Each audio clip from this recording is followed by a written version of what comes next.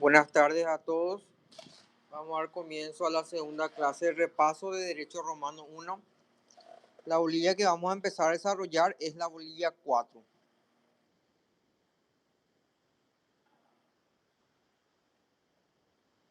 Bueno,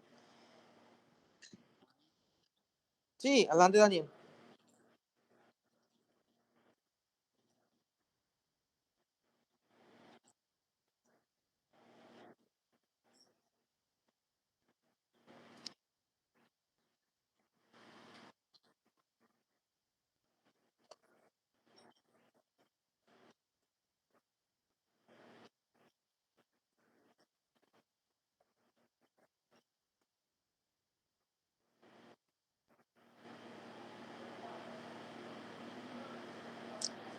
Perfecto, es muy importante lo que está diciendo Daniel, porque así como dijimos en la clase de ayer, esto es un examen oral, no va a ser un examen escrito, y estamos desarrollando, en este caso, cómo va a ser un examen oral. Y los puntos más importantes para los compañeros que no estuvieron ayer y están presentes el día de hoy. El método a ser implementado, vuelvo a repetir, voy a estar diciendo los puntos más importantes de cada bolilla, lo que sí o sí tienen que saber, y luego también las preguntas de mesa y cómo tienen que, en este caso, estar explayándose en la mesa examinadora. Bueno, entonces ya eh, vamos a dar comienzo a la clase. Bueno, la bolilla 4 habla sobre el ius respondendi ex autoritate principis. Tienen que saber qué es el ius respondendi ex autoritate principis, ¿sí? En este caso, era una autorización que daba el Augusto netamente a ciertos jurisconsultos. ¿Para qué? Para que emitan respuestas sobre asuntos jurídicos. Vuelvo a repetir. El ius respondendi ex autoritate principis era la autorización que daba el Augusto a ciertos jurisconsultos para emitir respuestas sobre asuntos jurídicos. La pregunta de mesa referente a esto es, ¿qué pasaba si las respuestas dadas en el ius respondendi por los jurisconsultos eran unánimes? ¿Y qué pasaba en caso de que había discrepancia? Esa es la pregunta que realiza el profesor en la mesa. Y en este caso, la respuesta es la siguiente. Primero, denle el concepto que es la autorización que daba el Augusto a ciertos jurisconsultos para emitir respuestas sobre asuntos jurídicos. En este caso, si las respuestas de los jurisconsultos eran unánimes, ahí recién tenían fuerza de ley y el juez podía actuar libremente. Pero en el caso de que habría discrepancia, el juez tenía permitido netamente solamente seguir el parecer que considerase justo. En simple palabras, no eran vinculantes esta jurisprudencia, sino hasta la ley de citas, ¿sí? Bueno, de esto se trata el ius respondendi, ex autoritate principis. Ahora bien, el próximo punto que tenemos que saber es el concilium principis, ¿sí? ¿De qué se trataba el concilium principis y por quién fue creado? Fue creado, en este caso, por Adriano y era un tipo de órgano de consulta del emperador, especialmente sobre temas jurídicos y compuestos por altos funcionarios, como por ejemplo los jurisconsultos, jefes del área de Cancillería, estaban los conspicuos también, que gozaban de gran prestigio en ese entonces, y los senadores, ¿sí? Eso era lo que conformaban el Concilium Principis. Vuelvo a repetir. El Concilium Principes fue creado por Adriano. ¿Y qué era el Concilium Principes? Era un órgano de consulta del emperador, especialmente sobre temas jurídicos, ¿sí? Para emitir respuestas sobre ellos. En este caso, estaban compuestos por altos funcionarios, como ser los jurisconsultos, jefe del área de Cancillería y los conspicuos, que en ese entonces gozaban de gran prestigio, como así también los senadores. Bueno, el siguiente punto que deben de manejar también muy bien eran las dos grandes escuelas de jurisconsultos que había en ese entonces. Cuando hablamos de las dos escuelas de jurisconsultos, nos referimos a la proculeyana y a la sabiniana, ¿sí? Ambas escuelas eran totalmente de conceptos diferentes, pero no tan opuestos. ¿Por qué? Porque las dos se basaban en la aplicabilidad de la ley.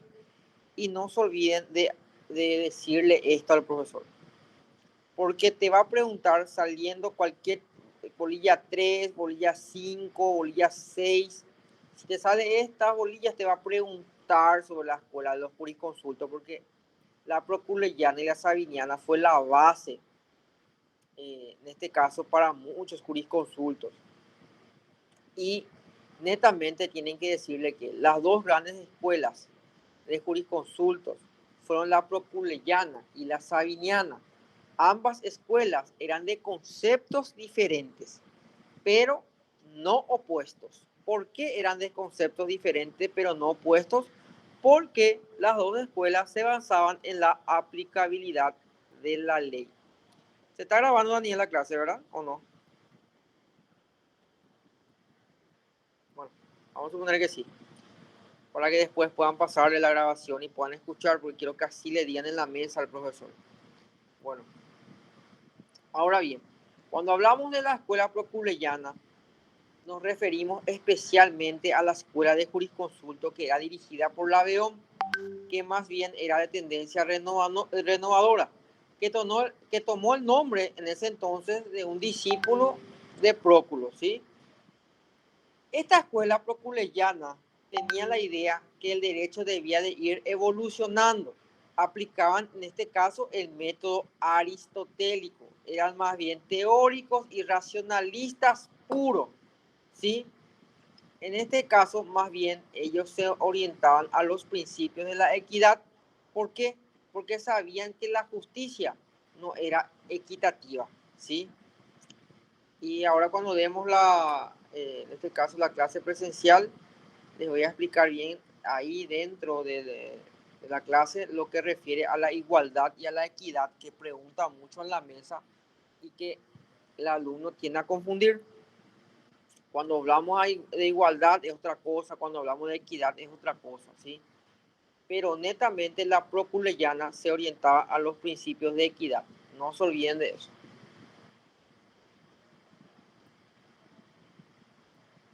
Y la sabiniana era dirigido ya por Capitón, ¿sí? Que le debe su nombre a su discípulo Sabino. Esta escuela, la sabiniana, eran más bien estoica. ¿Por qué? Porque ya eran más bien amantes del conservadurismo y amantes de la tradición. No era como eran los proculeyanos, que ellos más bien querían implementar que el derecho debería de ir evolucionando. Sin embargo, la proculeyana no. La sabiniana no. La sabiniana era más bien de tendencia conservadora y amantes de la tradición. Vuelvo a repetir, eran amantes del conservadurismo y amantes de la tradición. Bueno, en este caso ellos no reconocían el concepto de equidad y eran más bien imperialistas, no como los proculeyanos, que eran más bien republicanos, ¿sí? Esa es la gran diferencia entre la escuela proculeyana y la escuela sabiniana.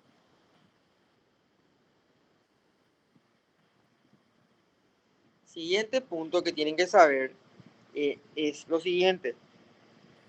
Le van a preguntar cuáles son los principales juristas de esta época histórica de Roma. sí o sí tienen que saber esto, cuáles eran los principales juristas de la época. Por ejemplo, te va a pedir que digas quiénes eran los proculeyanos y quiénes eran los sabinianos. O sea, en simple palabras, quiénes eran los juristas que más bien tendían a la escuela proculeyana y quiénes eran los jurisconsultos que tendían a la escuela sabiniana. Cuando hablamos de juristas proculeyanos, tenemos que sí o sí partir de Laveón, ¿sí? Laveón, Nerva y Próculo. Esos son los tres principales juristas proculeyanos. Laveón, Nerva y Próculo, ¿sí?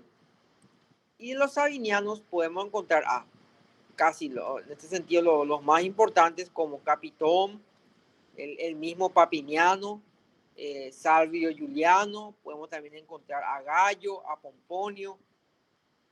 Estos eran los grandes jurisconsultos sabinianos, el mismo Ulpiano, el mismo Modestino también, ¿sí? Ok, Daniel. Bueno. El profesor preguntó, que tengo anotado, pregunta de primera, el primer llamado, que preguntó de qué escuela era Ulpiano, que fue uno de los grandes jurisconsultos, ¿sí? Porque compiló gran parte de los trabajos, creador de las normas. En ese sentido, Ulpiano, ¿de qué escuela era? ¿Era de la proculeyana o de la sabiniana? Ulpiano era de la escuela sabiniana, no se olviden de eso, ¿sí? Bueno, estos son los puntos que tienen que saber en este caso de la bolilla 4. Ahora partamos a la bolilla 5, que es la monarquía absoluta ya. Cuando hablamos de monarquía absoluta, le tiene que venir a la mente la reforma de los emperadores Diocleciano y Constantino, ¿sí? Esta es una bolilla que tienen que saber explicar muy bien, de por ahí si les sale. ¿Por qué? Porque dentro de esta bolilla existen diversos ítems que los profesores preguntan de igual forma si les sale otra bolilla. Porque a partir de la reforma de los emperadores Diocleciano y Constantino, ya podemos partir al fin del Imperio Romano de Occidente, también al cristianismo, ¿sí? a los funcionarios imperiales, a ese régimen providencial, inclusive a la aplicación de la Hacienda. Bueno, vamos a partir entonces del primer punto. Vuelvo a repetir, cuando hablamos de monarquía absoluta y la reforma de los emperadores Diocleciano y Constantino, tenemos que primeramente hablar de Diocleciano, ¿sí? Ya con la muerte de Alejandro en el 235, el imperio se sumergió a una profunda anarquía, ¿sí? Donde tuvo una cantidad considerable de emperadores que iban siendo derrocados. Entre el 284 y el 305 aparece Aurelio, ¿sí? En este caso, Aurelio Valerio Diocleciano, como era su nombre, se convirtió en el único emperador quien durante 25 años gobernó pacíficamente el imperio, ¿sí? Dándole una nueva estructura con algunas reformas, por ejemplo, que fueron las reformas políticas, reformas administrativas, reformas militares. Estamos en la bolilla 5. Esperen, voy a ver el programa que tengo. Un ratito. Para que no haya... En realidad me figura la bolilla 4, profesor. Sí, está bien, perdón, Pedro, sí, cierto, está bien. Seguimos con la monarquía absoluta de Diocleciano y Constantino, ¿está bien? Así mismo, porque hemos comenzado con la bolilla 3.8. Sí, pasa que se mezcló nomás acá el programa que tengo en la pantalla. Y la reforma, o sea, sigan leer nomás ustedes el hilo de los puntos que tengo acá, ¿está bien? Perfecto, muchas gracias, profesor. Bueno, estamos hablando de la reforma de los emperadores Diocleciano y Constantino, ¿está bien? Bueno. ¿Cuáles fueron esas reformas que implementó Diocleciano en lo que refiere a la monarquía absoluta? Estamos hablando de las reformas políticas, ¿sí? Las reformas administrativas y las reformas militares. Cuando hablamos de reforma política, divide en dos partes, Oriente y Occidente, reservando para sí el gobierno directo de aquella y encomendando esta, o sea, la otra, a su colega de armas que era Maximiano. Cuando él hace esa división en dos partes, Roma pierde hasta la calidad de capital en el imperio, ¿sí? Bueno, en este caso ya los augustos eran ya superiores a los césares. Y entre ellos, entre aquellos, Diocleciano otra vez era el más importante, ¿sí? Bueno, pregunta de mesa de acuerdo a esto. Por orden de jerarquía, ¿quiénes eran superiores? ¿Los augustos eran superiores a los césares o los césares eran superiores a los augustos o el mismo Diocleciano era de inferior a los augustos o superiores a ellos? Tengo anotado como pregunta acá. Y van a decirle al profesor. En lo que refiere a la monarquía absoluta y la reforma de los emperadores Diocleciano y Constantino, las reformas políticas que implementó en este sentido Diocleciano, los augustos eran superiores a los césares y por encima otra vez de los augustos y los césares estaba el más importante, que era Diocleciano, ¿sí? Bueno, siguiente reforma, la reforma administrativa. Ya con la reforma administrativa, los funcionarios de muy alto rango se volvían ya a un nivel provincial, es decir, quedaban subordinados a otros de menor jerarquía, ¿sí? Ya en este caso, Diocleciano cortó lo que eran los funcionarios de alto rango. Otra pregunta de mesa que tengo anotado acá. O sea, hablen de la reforma social, o sea, háblame de la reforma social, es lo que el profesor preguntó. ¿Qué le pueden decir de la reforma social implementada por Diocleciano en la monarquía absoluta? En este caso, cuando hablamos de reforma social, el pueblo del imperio se encuentra dividido en dos clases sociales. Primera, la honestioris, que era la clase alta. ¿Por quiénes eran compuestas esa clase alta? Estaban compuestos por los ciudadanos, ya más bien de las órdenes senatoriales. Y luego venían los humiliores.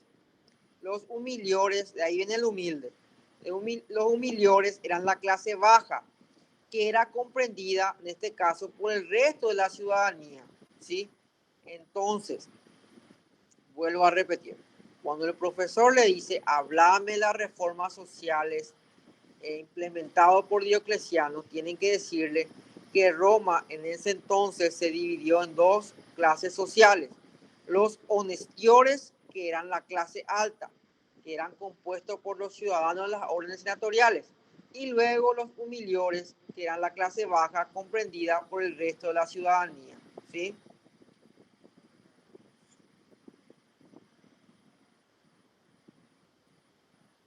Siguiente.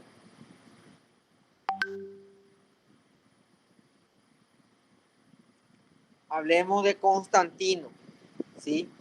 Cuando hablamos de Constantino, tenemos que especificar claramente que él unificó el culto al cristianismo, ¿sí? Con una política ciertamente favorable, en la cual proclamó la más amplia libertad de cultos por medio de qué? Pregunta de mesa. ¿Por medio de qué edicto Constantino unifica el culto al cristianismo con una política ciertamente favorable en la cual proclamó la más amplia libertad de cultos? ¿Por qué edicto? Es el edicto de Milán en el año 313, ¿sí? Con este edicto de Milán, el cristianismo alcanzó grandes progresos hasta llegar inclusive a convertirse en la religión privilegiada, ¿sí? ¿Por qué? Porque separa el poder civil del militar, para lo cual crea dos magister militium, ¿sí? Una de infantería y otra de milicia. Bueno, a lo que voy es que con este edicto de Milán ya se proclamó al cristianismo como una religión privilegiada, ¿sí? Ya con Constantino en el poder, desaparece todo vestigio de la República. Ya los cónsules son designados por él también, uno para Roma, otro para Constantinopla, y sus funciones son puramente municipales. Los pretores y los cuestores ya son responsables netamente de la organización de los juegos públicos, del edilato, de los comicios, y los tribunados ya habían desaparecido por completo, ¿sí? Cuando hablamos del Senado, solamente ya existían dos, uno para Roma y otro para Constantinopla, pero netamente eran simples consejeros municipales. Bueno, al profesor le encanta preguntar esto. Todos los años hace la misma pregunta al alumno, ya que él no es muy fanático de Constantino, por así decirlo, ¿sí? Pregunta: ¿cuál fue la mayor atrocidad impuesta por el cristianismo que luego siguió con la Iglesia Católica Apostólica Romana, el cual influyó y sigue influyendo hasta hoy en día en la humanidad, que gracias a esa acción, te va a decir, ¿verdad?, o a esa atrocidad que realizó la Iglesia en ese entonces, el ser humano perdió casi 500 años de evolución en lo que refiere a la medicina, en lo que refiere a la arquitectura, a la astronomía, eh, a las matemáticas, ¿sí? A todo lo que refiere a la inteligencia, en base a que el ser humano podíamos estar ya con 500 años de más de evolución. Eso le va a preguntar el profesor. Y ustedes tienen que contestarle que el gran, en este caso, error que cometió la Iglesia gracias a Constantino fue quemar la gran biblioteca de Alejandría, ¿sí? ¿Por qué? Porque con la quema de la biblioteca de Alejandría, disculpen, se cortó. Bueno, porque con la quema de la biblioteca de Alejandría se perdieron los grandes libros de medicina, de arquitectura, en este caso de astrología, de todo lo que refiere al, a la inteligencia, a la evolución del ser humano, con la quema de la biblioteca de Alejandría. Un ratito voy a desconectarme 2 minutos y vuelvo a conectarme. Daniel, un ratito voy a desconectarme 2 minutos, porque quiero enchufar mi computadora a otro lado. 2 minutos.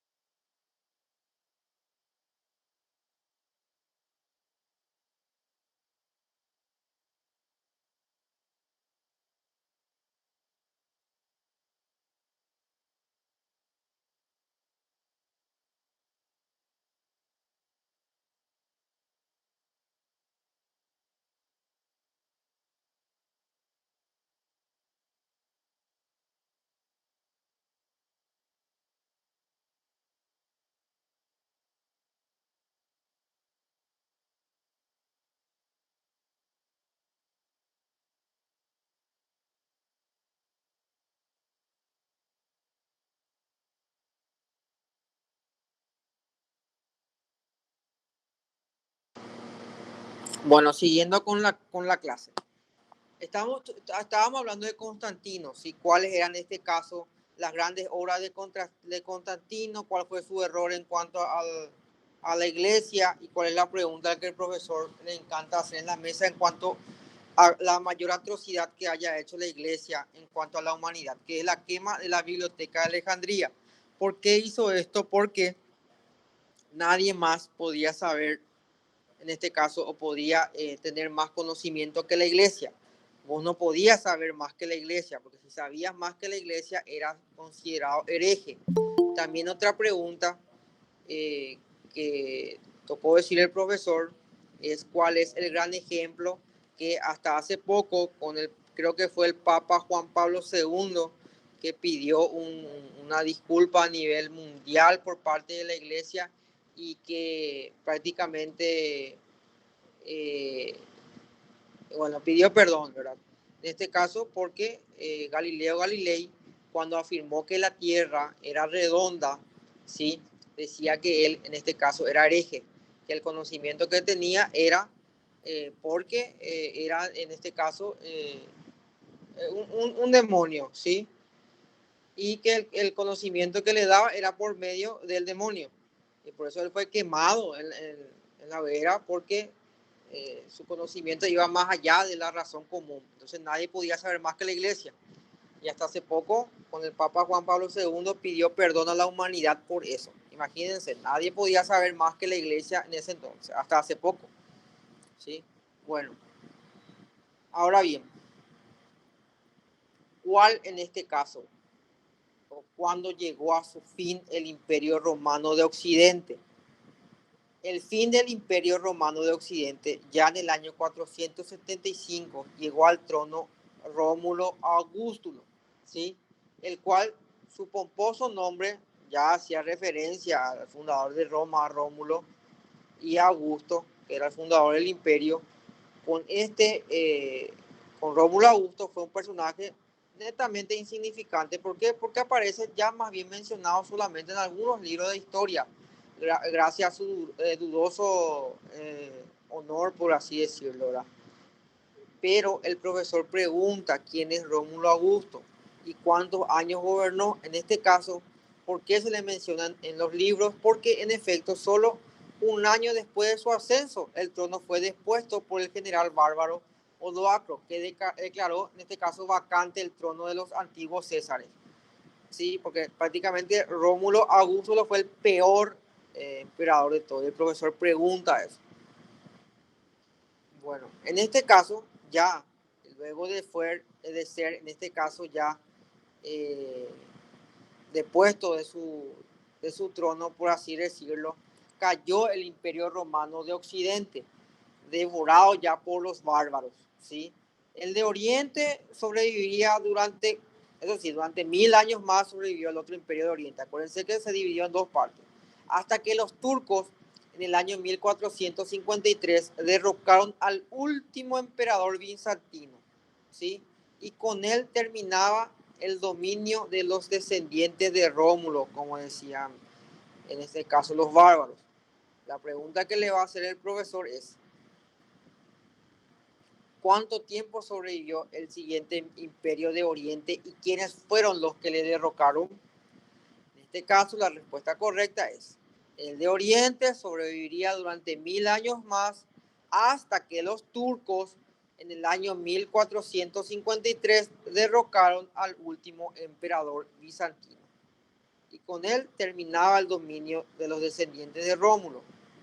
Bueno, hablemos del cristianismo y su influencia en las instituciones jurídicas, ¿sí? Profe, perdón, ¿puedo hacerte una pregunta? Sí, ¿Cuándo Ana. era, ¿cuándo era que caía el Imperio del Oriente, que sobrevivió 1000 años más? Bueno, en Ay, el año 1453, vuelvo a repetir, el de Oriente sobreviviría durante 1000 años más, ¿sí? Hasta que los turcos en el año 1453 derrocaron al último emperador bizantino. Y con el derrocamiento de este último emperador bizantino terminaba el dominio de los descendientes de Rómulo. ¿Está bien? sí, gracias, profe. Bueno, ahora hablemos del cristianismo y su influencia en las instituciones jurídicas.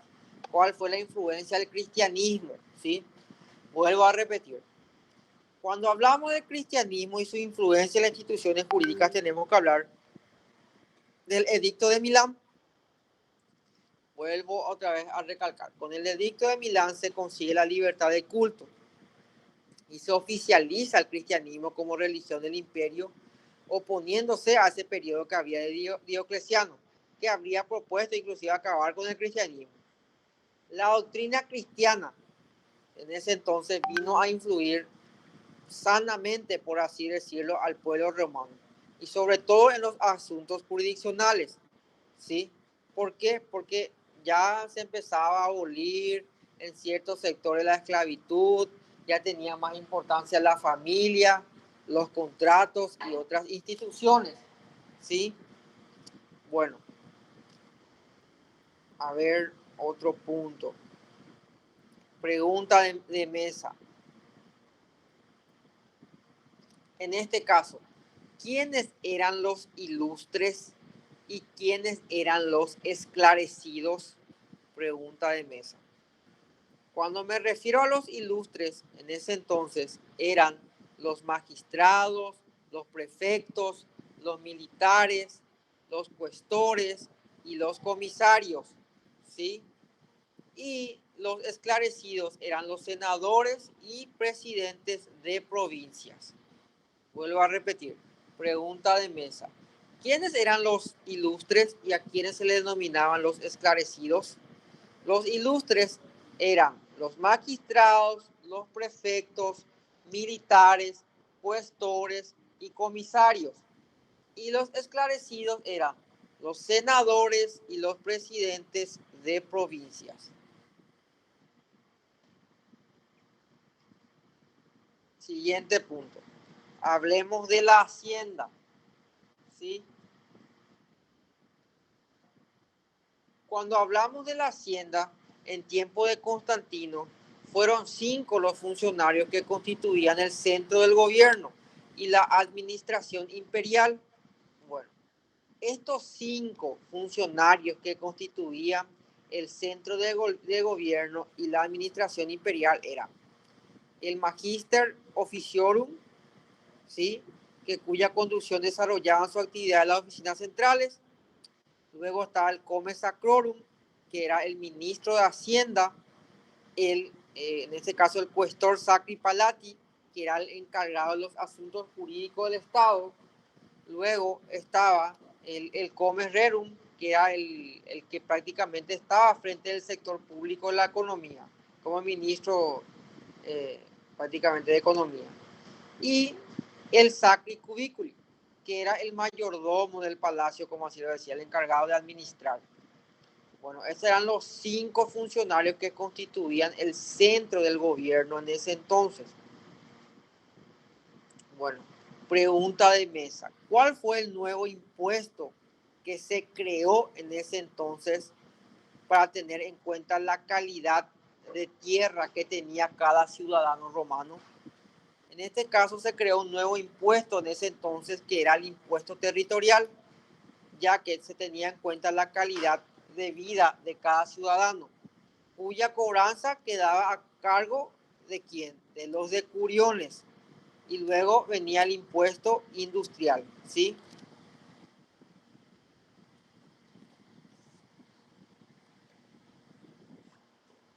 Bueno, pregunta de mesa. ¿Cuáles eran las fuentes del derecho durante la monarquía cristiana? Vuelvo a repetir. ¿Cuáles eran las fuentes del derecho durante la monarquía cristiana? Cuando hablamos de fuentes del derecho durante la monarquía cristiana, tenemos que basarnos en lo siguiente. En el imperio absoluto, las fuentes de las leyes o constituciones de los emperadores eran las que se convertían en la única fuente del derecho. Vuelvo a repetir. Fuente del derecho durante la monarquía cristiana, hablábamos de las leyes o constituciones de los emperadores. Netamente estas dos ítems, que eran leyes o constituciones de los emperadores, eran las que se convertían en la única fuente del derecho en ese entonces. ¿Sí? Leyes o constituciones de los emperadores.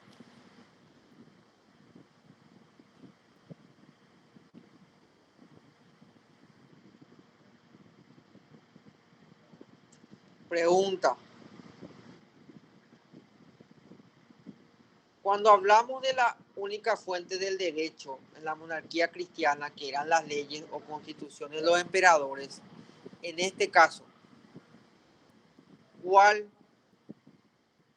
era no, este fue del año pasado. No No creo que vuelva a decir el profe, ¿verdad? Pero de igual forma, acá está la pregunta que hizo en el primer llamado. ¿Cuáles eran las leyes imperiales que tenían carácter o efecto retórico en ese entonces? ¿Cuál era en este caso esa constitución imperial? Y la respuesta era que la única ley, en este caso constitución imperial, que tenía ese carácter retórico eran los edictos. ¿Sí? Los edictos. Siguiente pregunta. ¿Y cuáles eran las constituciones imperiales que tenían carácter general obligatorio para todos? Vuelvo a repetir. ¿Cuáles eran las constituciones imperiales que tenían carácter general obligatorio para todos? Aparte de los edictos, era la mandata. Tienen que así contestarle al profesor. Vuelvo a repetir. Le va a preguntar. ¿Cuáles eran las constituciones imperiales que tenían carácter general obligatorio? Y la respuesta eran, en este caso, aparte de los edictos, la mandata.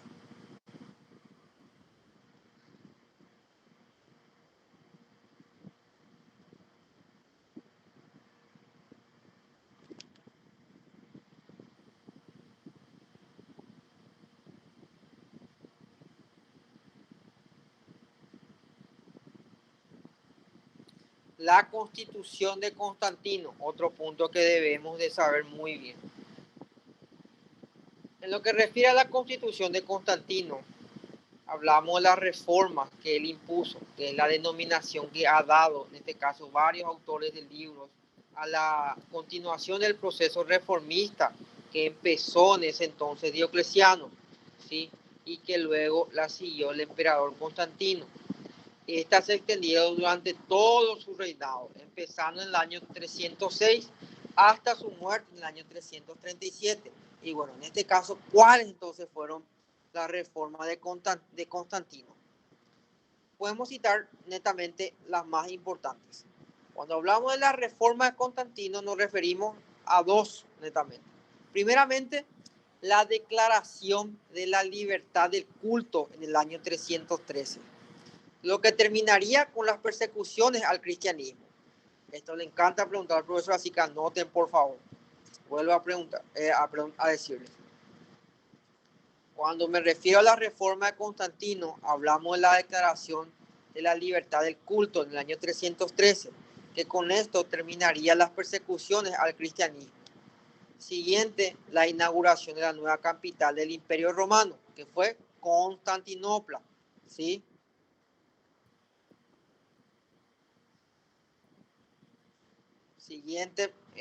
Siguiente punto. ¿A qué se le denomina al conjunto de normas producidas por la labor de los jurisconsultos? Que netamente se trataba del ius y las construcciones legislativas elaboradas por las constituciones imperiales. Bueno, todo este conjunto de normas producidas por los jurisconsultos se denominó ley de citas. No se olviden de eso.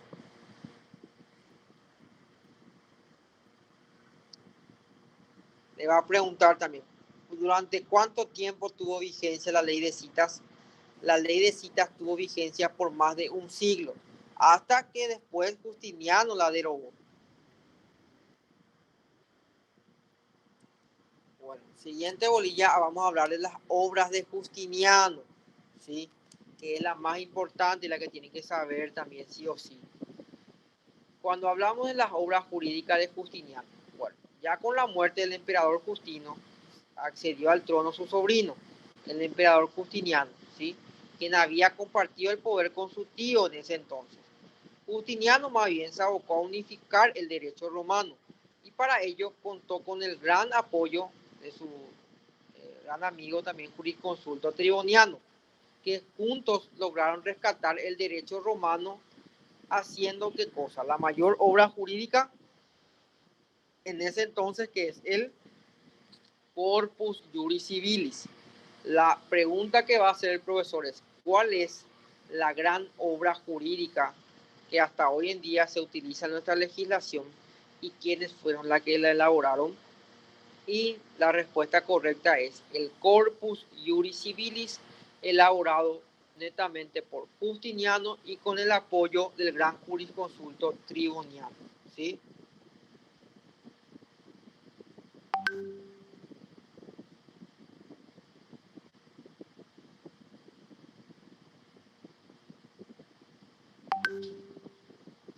Bueno, pregunta también de mesa. ¿Por qué estaba compuesto el Corpus Iuris Civilis?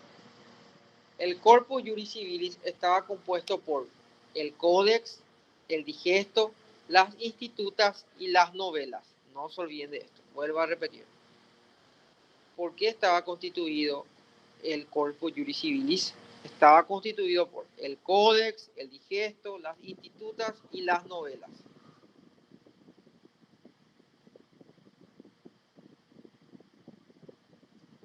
Otra pregunta de mesa. Tengo que decirle a todos, chicos, la pregunta que hace, porque como les dije ayer, chicos y chicas, perdón, el segundo llamado no es más lo mismo que el primer llamado. Netamente el profesor, en este caso, piensa o tiene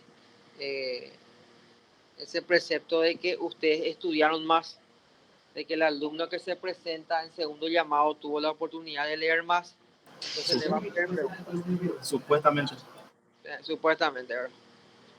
Bueno, pero no le puedo decir supuestamente, Pedro, en el examen, ni se te ocurre. No, por supuesto que no. Bueno, Acá nomás. sí, acá nomás.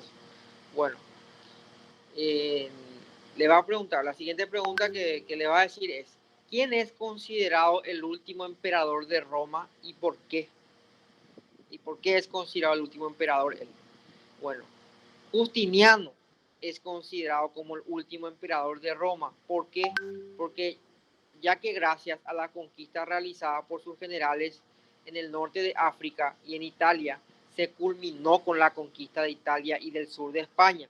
Por eso él es considerado el último emperador de Roma. No se olviden de eso. Entonces, si le pregunta al profesor, ¿quién es considerado el último emperador de Roma? ¿Qué le van a contestar? Justiniano. Pues Justiniano, ¿sí? Siguiente pregunta, ¿qué es el digesto o pandectas? El digesto o pandectas es un extracto de las obras de los grandes jurisconsultos. No se olviden, así nomás, simple y conciso. No es lo muy fanático del digesto o pandectas del profesor, así que pueden contestarle así netamente simple y conciso. ¿Qué era el digesto o pandectas? Era un extracto de las obras de los grandes jurisconsultos, ¿sí? Pero no se olviden de contestarle bien en lo que refiere al Corpus Iuris Civilis, cuáles son los libros en este caso que conforman el Corpus Iuris Civilis y sus autores, por favor. No se olviden decirle eso. Bueno, siguiente.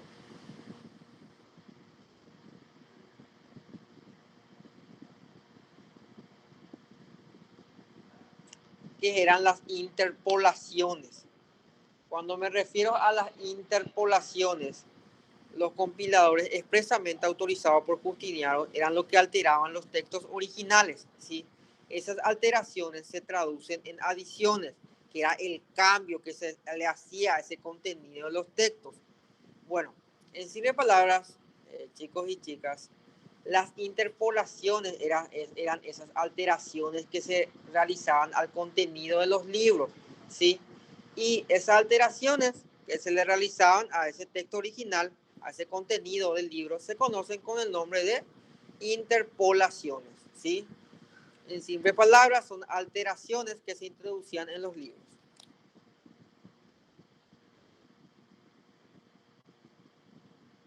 ¿Qué son las institutas o las instituciones? Las institutas es un compendio sistemático y didáctico, ¿sí? Netamente eso, mientras que en este caso se estaba redactando el digesto, Justiniano ordenó hacer una obra elemental destinada netamente a servir de introducción al estudio. Y ahí, luego de su gran compilación, las institutas fue encargada a los jurisconsultos Triboniano, Teófilo y Doroteo, que ellos se inspiraron en los comentarios de Gallo. Y luego se agregó a Paulo, Ulpiano, Modestino, Florentino, ¿sí? Todas estas obras realizadas por estos jurisconsultos eran las institutas. Bueno, en simples palabras, las institutas eran un compendio sistemático y didáctico de las grandes obras de los grandes jurisconsultos como Triboniano, Teófilo, Doroteo, Paulo, Ulpiano, Modestino, Florentino, ¿sí? Todas estas obras de estos grandes jurisconsultos comprendían las institutas o las instituciones. Y las novelas, bueno, en este caso las nuevas constituciones recibieron el nombre de novelas, o novelae, o en su nombre en latín, ¿sí? Que netamente esto hablaban sobre cuestiones secundarias que estaban destinadas, en este caso, a colecciones particulares, por así decirlo. Esas eran las novelas, eran las nuevas constituciones. A ver. Profesor, Sí, Pedro. ¿no podría ser así de esta manera también? Y que esto no son los fallos de los jueces o comentarios de los jueces de los jurisconsultos. Y No te escucho bien, Pedro. Dije esto, ¿acaso no eran, por si acaso, si no le puedo decir, eran los fallos o comentarios de los jueces, de los jurisconsultos anteriormente? Y el código, o sea, la instituto era un tipo un mandato para los estudiantes, tipo un programa, tipo para una regla a seguir. Sí, y por eso dije que las instituciones o las institutes, está bien como le decís, está súper bien, sí que, pero viste que tenés que un poquito decirle algún término jurídico ahí para que no te haga más preguntas. Entonces tenés que decirle que era una obra elemental que servía de introducción al estudio, ¿entendés? Para los alumnos, o en este caso, de las grandes obras de los jurisconsultos, de Triboniano, Teófilo, Doroteo, ¿sí? Porque esas grandes obras pues comprendían las institutas, que servía como una introducción al estudio. ¿Entendés?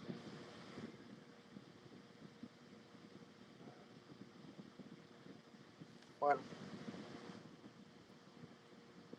Pero no está mal si le querés decir así, Pedro. Gracias, profe. Todas estas obras fueron hechas realmente por Triboniano, creo. El Sí. único que no fue hecho por él fue el código antiguo, que no entró en vigencia. No, ese nunca entró en vigencia. Y la novela que fueron algún edicto ya después del emperador, tengo entendido. Sí, porque eran las nuevas constituciones, ¿sí? Bueno, el siguiente punto, hablamos del derecho romano con posterioridad a las compilaciones de Justiniano, ¿sí? Cómo ya resurgió el derecho romano con posterioridad a las compilaciones de Justiniano. Bueno, tenemos que saber que Justiniano prohibió el comentario de su obra jurídica, ¿sí? Con todo esto, el jurista, igualmente Teófilo, escribió una explicación de las institutas, de la que él participó como redactor, dice el libro. En este caso, las principales obras jurídicas orientales en ese entonces, luego ya en la posterioridad a las compilaciones de Justiniano, podemos en este caso basarnos a lo que es la cristiandad ortodoxa. ¿Por qué la cristiandad ortodoxa tiene que mencionar en las principales obras jurídicas orientales? Porque la cristiandad ortodoxa constituyó la base de la nueva legislación. ¿Por qué?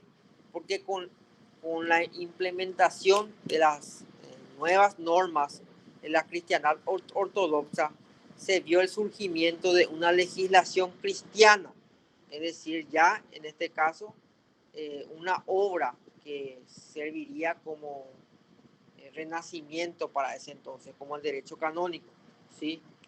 En este caso, los fundadores de esta dinastía fueron Siria León III y su hijo Constantino V. que promulgaron en el año 740 después de Cristo un libro que se denominaba Libro de la Ley Cristiana, ¿sí? Entonces, esta principal obra, que era el Libro de la Ley Cristiana, era una de las obras principales de los juristas orientales, ¿sí? Lo único que tienen que saber acá es cuál era la obra jurídica principal emanada de los orientales, por así decirlo.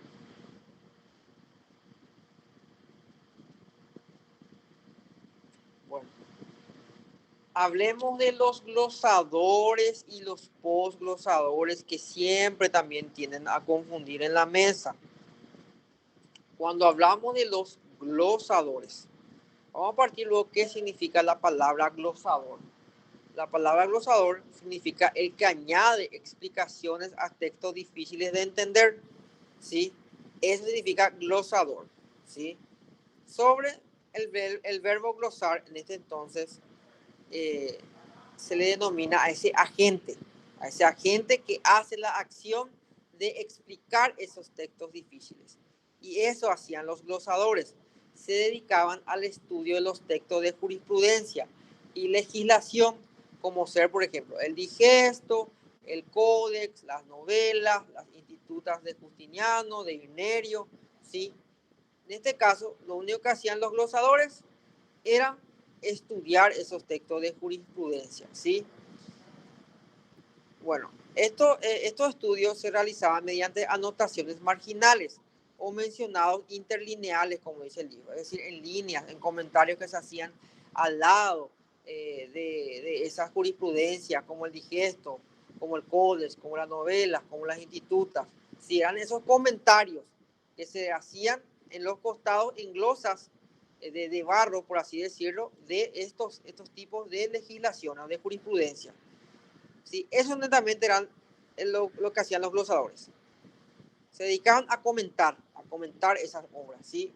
A estudiar esas obras y a poner esos comentarios en glosas que eran en barro, ahí, vamos a decir, al lado mismo de esas obras. Y luego vienen los posglosadores o comentaristas, perdón. Ya los posglosadores o comentaristas tomaron la posta de la labor de los glosadores, o sea que ellos siguieron nomás la labor de los glosadores, pero ya tenían más bien una actitud más pragmática. ¿Por qué?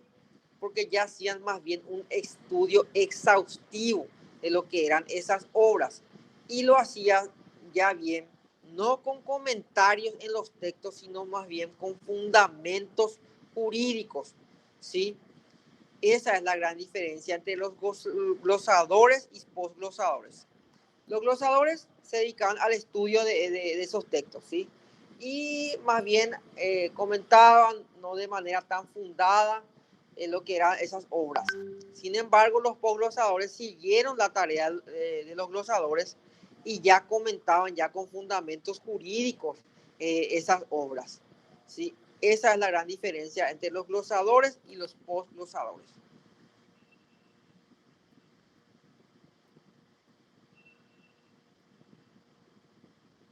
Pregunta de esto: ¿quién es considerado como el iniciador de la edad moderna para la ciencia jurídica? Vuelvo a repetir, ¿quién es considerado el iniciador de la edad moderna para la ciencia jurídica?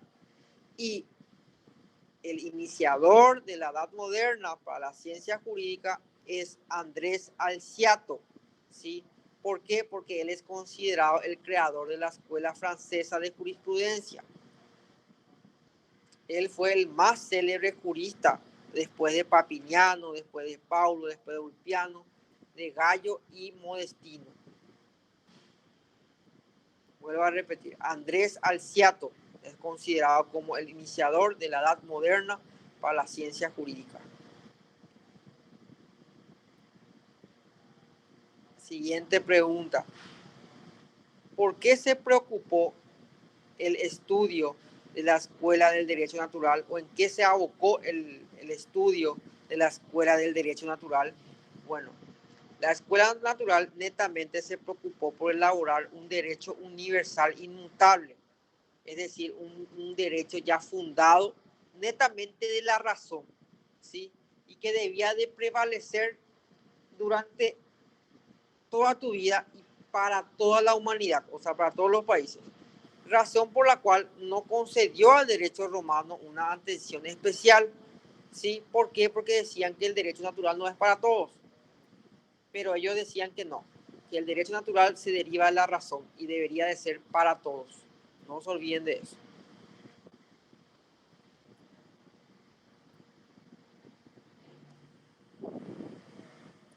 Bueno, chicos, hoy hablé con Daniel y le dije que por hoy iba a dar la clase hasta las 7:30, porque a las 8 tengo un compromiso, tengo una reunión política donde debo de asistir sí o sí, porque soy yo el orador y no puedo dejar de asistir. Entonces le dije que hoy la clase íbamos a hacer hasta las 7:30 y que íbamos a recuperar una hora, porque nos sobra todavía una hora de clase en las siguientes clases, ¿sí? O en este caso en la clase presencial podemos recuperar también esa una hora más.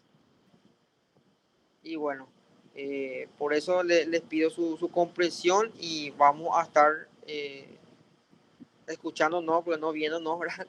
En las próximas clases. Y gracias por su debida atención y nos vemos mañana, Daniel y compañeros y compañeras. Gracias, profe. Entonces hasta la Perfecto. Dale, está bien. Chao chicos, chao chicas.